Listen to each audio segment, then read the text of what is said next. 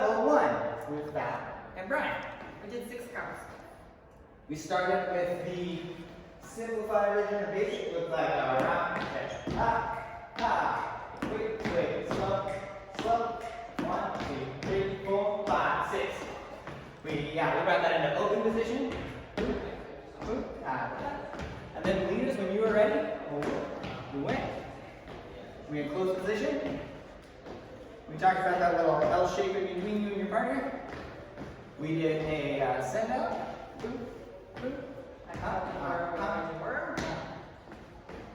Then we added our triple step. So, Kind of practice them just solo, holding your hands like this.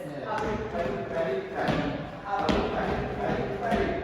And then we'll put that into our basic, which looks like this.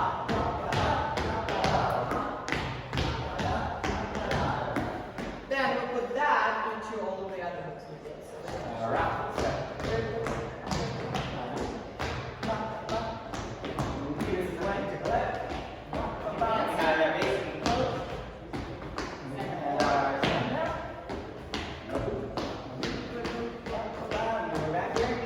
We have one other move. close. Where's our Tap. Turn. with a little change of pace. Best thing you can do is just practice that 6 count basic.